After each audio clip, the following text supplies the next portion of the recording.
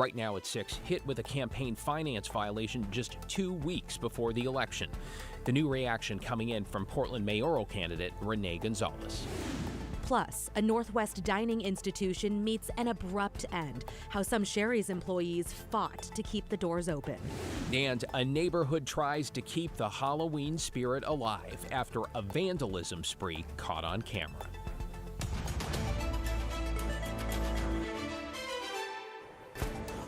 Thanks for joining us. I'm David Molko. And I'm Christine Pitawanich. The Portland Auditor's Office has now found Commissioner and mayoral candidate Renee Gonzalez violated campaign finance law by using city money to make edits to his Wikipedia page.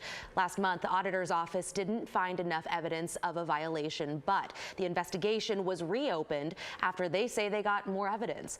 Because Gonzalez's position as commissioner is nonpartisan, they found his paying a contractor more than $6,000 to make Wikipedia edits did not pertain to city business.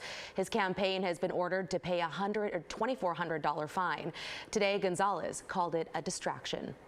I'm going to appeal the decision. I want to be crystal clear. I think they're dead wrong on the decision because the campaign has no way of managing what happens on the city side. But we'll evaluate that over the long haul.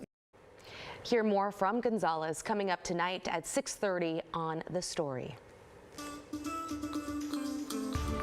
Now to a follow-up on a KGW investigation into a well-known restaurant chain facing financial trouble. Investigator reporter Kyle Aboshi is here because Kyle, Sherry's restaurant shut down all of their Oregon locations over the weekend. Indeed, in many ways, this was a slow, painful death. As we first reported back in August, the Beaverton-based chain faced eviction notices, unpaid bills, and back taxes. And recently, things got so bad, employees say they had to go buy food supplies at the grocery store. It's the end of an era, a Northwest institution. Sherry's Restaurants, known for award-winning pies and late-night meals, abruptly closed all Oregon locations over the weekend, with no warning for employees or longtime customers. It was a great place to stop and get a good warm meal and some pie. As KGW first reported in August, this beloved chain of family-style restaurants faced serious financial problems, including eviction notices, unpaid bills, and back taxes. Nearly a dozen Sherry's restaurants in Oregon, Idaho, and Washington have quietly closed over the past 6 months. We've been in hospice for months, and it was just dragged out to the very end. Deb Molina managed the Sherry's on Northeast Airport Way in Portland. I mean, we knew something was coming. Molina says it became clear bills weren't being paid. Trash piled up out back when garbage service stopped. Then, in the past month, food supplies stopped being delivered on a regular basis. How do you open a restaurant when you have no eggs, no hash browns, no bacon, no ham? Molina says she and other employees, desperate for basic ingredients, went to the grocery store so Sherry's could stay open. We did what we had to do. Sherry's, which opened in 1978, had more than 60 locations across several states. Like many restaurants, Sherry's struggled to recover after the pandemic. It's not clear if any Sherry's will remain open outside of Oregon. The company and its executives did not respond to our request for comment. So far, we haven't seen anything filed in bankruptcy court. Yeah, sad day for a lot of people who love that chain. Thank you for your report, Kyle. In your headlines, 2 cyclists are dead after 2 separate car crashes this morning in Northeast Portland. The first happened around 2:30 a.m. at 128th and Gleason. Portland police say the cyclist died at the scene and the driver took off. So far, there's no information about the car involved. Then, around 9 o'clock this morning, a cyclist was hit by a car at Northeast 105th and Marks in the Park Rose neighborhood.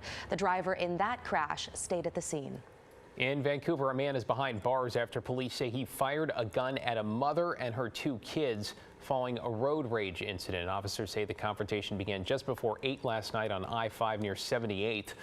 Both drivers continued home. Turns out they live a block away from each other. When the mom tried to take down the other driver's license plate number, the other driver's plate number, by the way, police say the man allegedly pulled out a shotgun and fired at them. Police say the slug hit an unoccupied car seat in the back. No one was injured. The suspect faces 3 counts of assault with a firearm.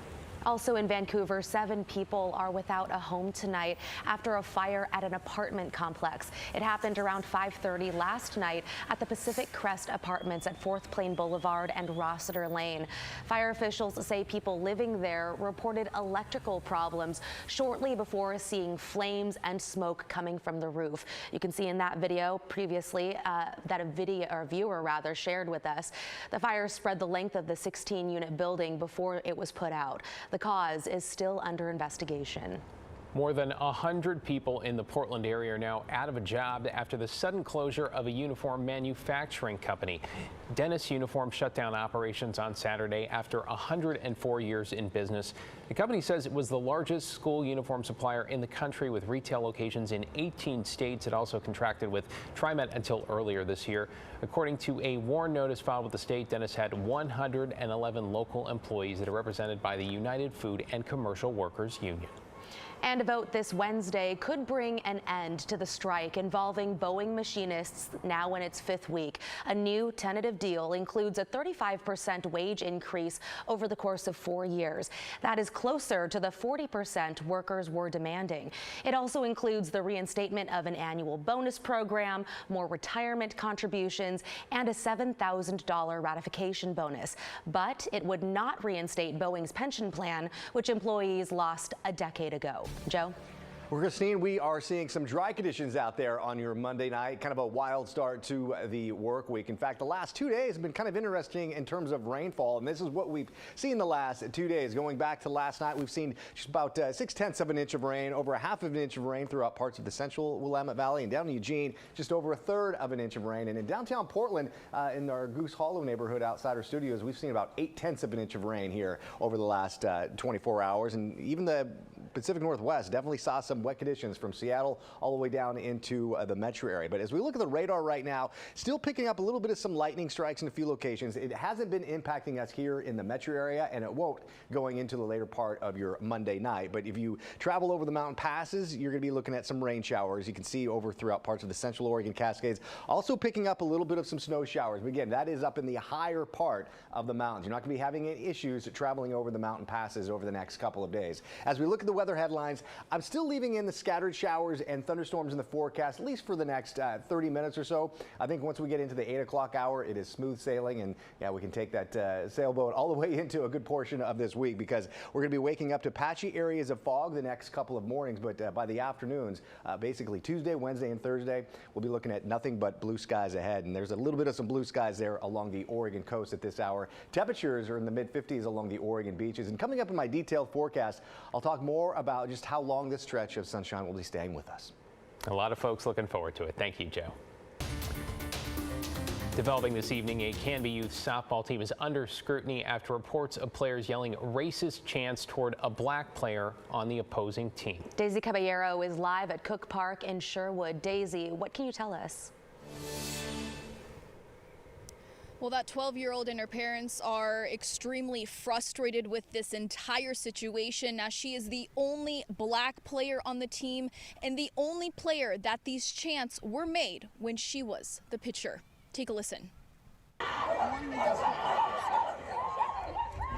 Parents and spectators at the U14 softball game described the repeated chants you just heard as monkey and barking noises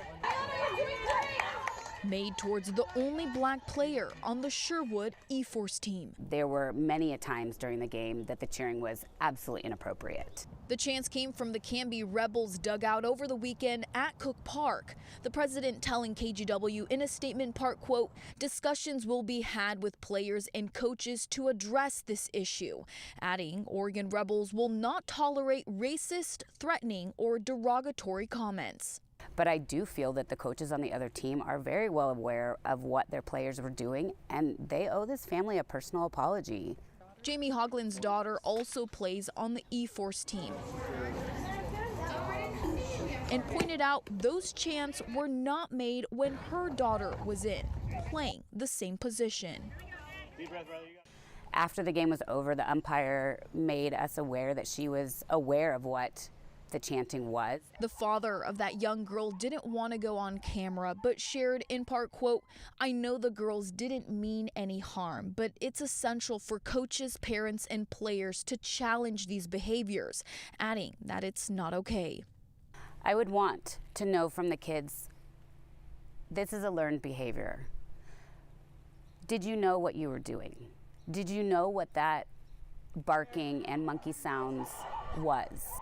This behavior cannot be tolerated in sports, should not be tolerated for any youth activity, period.